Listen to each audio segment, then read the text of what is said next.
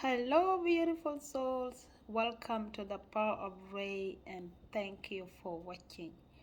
This is Athien, and today we are on the powerful journey, powerful spiritual journey to learn about the after death, the ancient Kemetic religion after death that is uh, being controlled by God Anpu.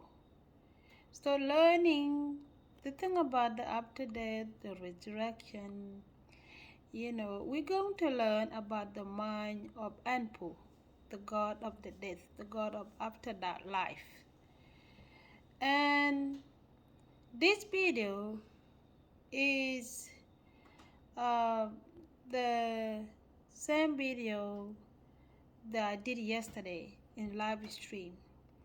There was a video I did yesterday in live stream. That video turned out to have a network issue. So the message I supposed to deliver in that video was not delivered properly. So this video the title will be different, but it will be the same of what I was talking about yesterday in the live stream. Okay, so we're going to learn about Asa achieving the mind of Anpu, the story of the death, how he died, and how he resurrected. Okay, so I am going to um, explore on all the 10 God and goddesses of creation, the principle of Kemetic creation, with the idea to show you that Anpu is the layer of the soul, like the others 10 principle of creation. Anpu is not one of the 10 principle of creation. He is linked to Tehoti, the god of writing. So Anpu was not created. Okay, the story of Asa said that he was born by Asa and was by the lady Nepsi. Okay, in another hand, Anpu was not created. Anpu was already there with Tehoti and Ma'at, the goddess of balance. Okay, so we are going to learn how he's achieved during the awakening, spiritual awakening. Okay, so what I want you to know, to understand about the Kemetic principle of creation, is that they are part of our brain. They are the layers of our soul, and they are what our psychic are made of. So they are the layers of the soul that we activate to find our way back to the self, which is the soul. Okay, started with Ray. Okay, so I will turn the camera into the pictures of the 10 principle of creation. Okay, so that you see what I'm talking about. Okay, this one is the book called Tree of Life. Okay, see the origin of Heru and Anpu in the Tree of Life pathway to start journey of spiritual enlightenment. Okay, here are the principle of creation. Here we got Ray, and in these pictures you will see Ray had the head of all the other gods. We have Ray, and Ray is said to be a god of creation, is said to be a creator. But Ray is not a creator. Ray is the light of creation. That's what he is. Here we have God Shu. And you can see what he represents. He represents space, ether, and air. Okay? And he is the god of deep breathing exercise. Here we got Tabnut. And you can see what he represents. He represents life force, water. Okay? He's responsible for spiritual cleansing. Okay, Tabnut is an aspect of the spirit mother, the creator, the mother Nu. She's an aspect of Aset. Okay, she's an aspect of Nut. Something you need to know about the ancient Kemetic principle of creation is that one spirit manifests to all the others. Okay, so it is the mother, the spirit mother, that manifests to all these god and goddesses of creation. Okay, here we have Gap, and you see Gap on his head. He had the bird there. Gap is said to be the father. He's said to be the father Gap, which he represents the physical world. And he's the father because he gave us food that gave us vitamin, iron, and everything that we need to be strong, be healthy, you know. So Gap is said to be the father Gap, according to Kemetic spirituality. After Gap, we come here to Nut, the Heavenly Mother. Nut represents the subconsciousness. She controls the movement of creation based on she controls the movement of creation through awakening, enlightenment. So she's the goddess of heaven, which represents our subconsciousness. Okay, in the story of Asa, the story says that after Asa died, she reached down from heaven to lift Asa up. Okay, and that story, behind the story, is the awakening, the true awakening, being awakened to the self, and having the knowledge of the self and awareness of the self. Okay, that's what she represents in the story of Asa, lifting Asa up to heaven.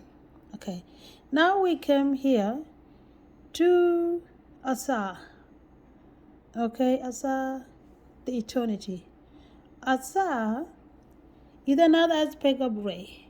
Okay, Asa is another aspect of Ray, because what makes soul a soul is the light. So all these God in front of the soul are all the aspect of Asa. And Asa is the soul of creation, is the soul of a human being. Okay, that show a human being is the face of God. Okay, here we have Asa, and after Asa we got Aset. Who is that? Aset, yeah, Aset, wisdom. And Aset represents the intuition. Okay, and again, the intuition is a guardian of the soul, is an angel. Okay, that's what she represents. She represents the angel that guides the soul, the voice of the soul. Okay, and she is the truth of what the soul is. Here we have said, and what said represent, you already see there, is egoism. Okay, egoism is the worldly way of life, the worldly way of thinking in the worldly way, being more earthly. Okay, so Set represent the darkness. Okay, because that egoism, uh, is the worldly way of a person losing the identity. Okay, when a person is living in egoism, in worldly way, the person lost the self-identity. Okay, the person is not aware of the higher self, which is asa and a set. Is there an absent? Okay, the worldly life where is the absence of the the the wisdom, the voice of the soul. The soul is there, but the soul is not being expressed. The quality of the soul are not being expressed. The quality of the soul, such as peace, love, joy, and calm. Okay, so Set represent darkness, and that's how he killed Asa in the story of Asa when it said that Asa was killed by Set. Okay, Set killing Asa represent Asa losing his way, and he started to live in the worldly way. Okay, after Egoism, we have the lady Nephthys. The lady Nephthys with um, egoism said they are not different. They are the same principle. Lady Nephthys represents the house which is the soul, where the soul lives. She's the worldly.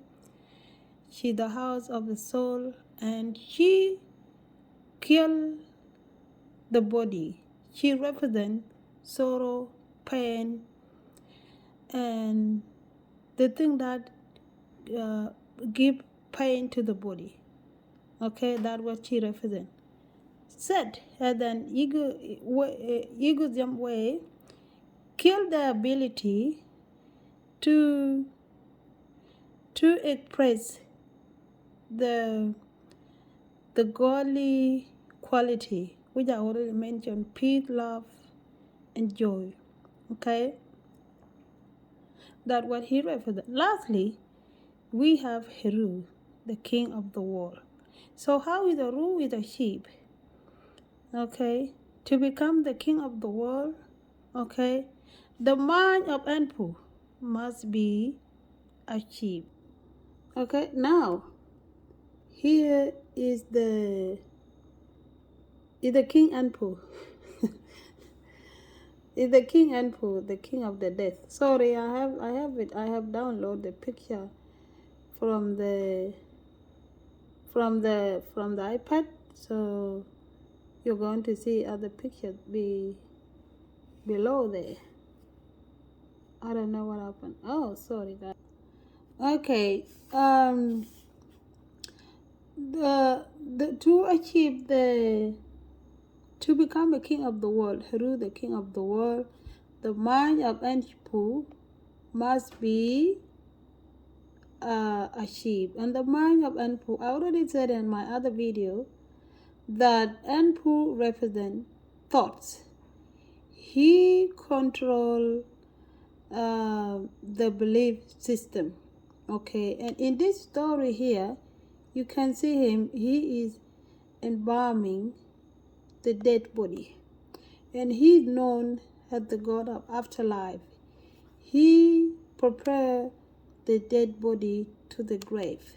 Okay, that is what he's known about. But there is a story behind how he embalmed the body. When you see him embalming the body here, okay, this is all about our subconsciousness, okay?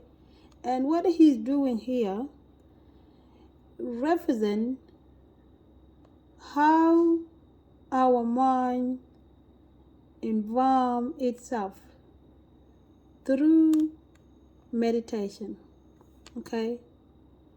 Through meditation, we embalm our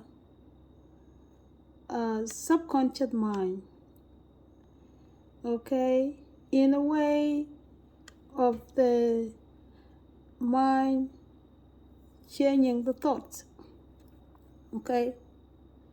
So when you go through meditation, you are embalming your subconsciousness. You are embalming your thoughts and belief about the world and about yourself. And that's what he's represent. He is linked to Tehuti, the god of writing. Okay? That is what Anubis represent. He represent thought. He control our subconscious system of belief. Okay? And what is happening here, embalming the body of the dead person. This represents you and I dying while we are still alive. Because born again represents dying when you are still alive. And that death represents overcoming this principle, overcoming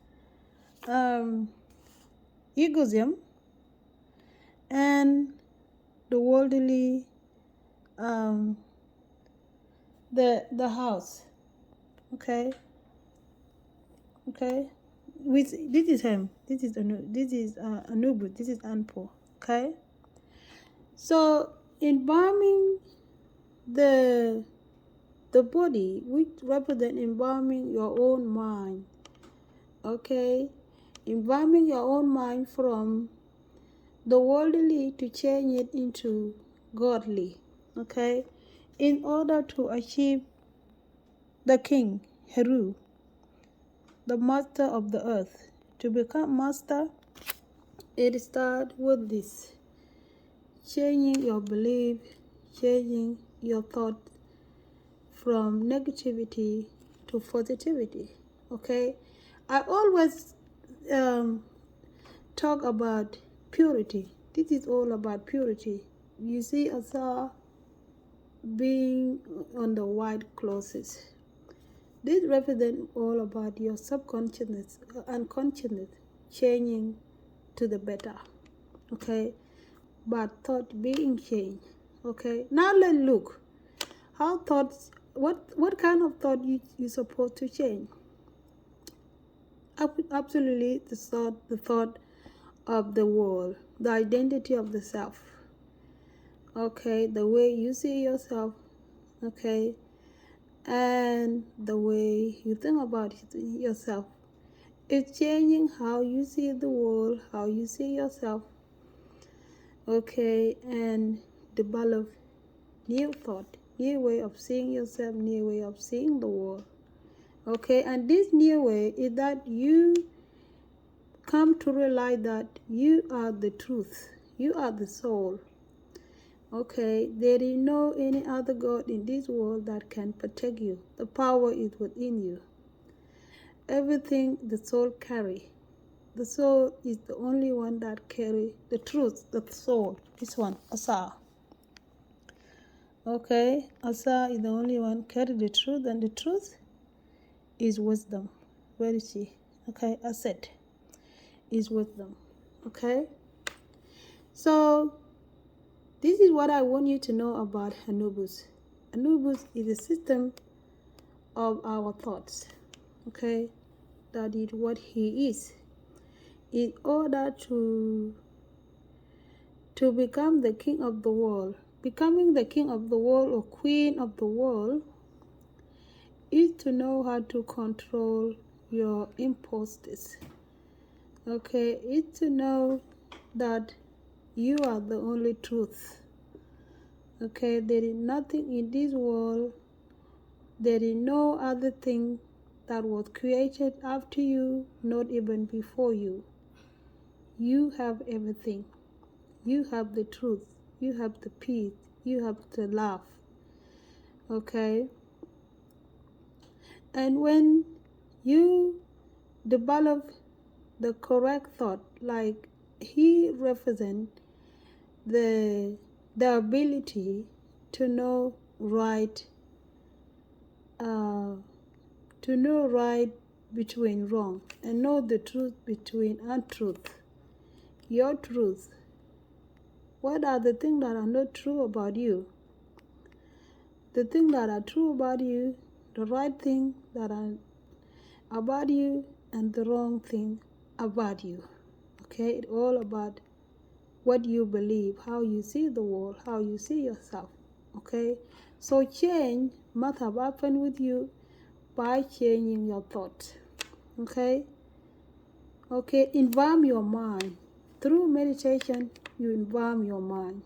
Okay, through self-discipline, you environ your mind. Okay, so environ your mind. Be hungry reading. Be hungry to read the books, spiritual book. Be hungry to meditate every day. Be hungry to create a life that help you achieve the healthy psychological and emotional well-being. Okay, be hungry to do all those, to environ your mind, environ your body, and be spiritually stable and physically stable. Okay, I have made videos on positive affirmation, the hopes on the third eye. Okay, and this is the awakening of the third eye.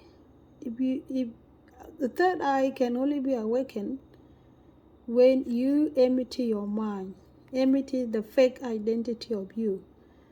Okay, empty your mind, change the negative way of seeing yourself. Okay, when I say fake identity, you know how we identify to be, sometimes we identify as we identify with animals, with spirit animals, bird, and all this, you know. Those identity are false identity.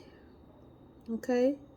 The soul is not identified with anything in this world. The soul is the soul and is the truth.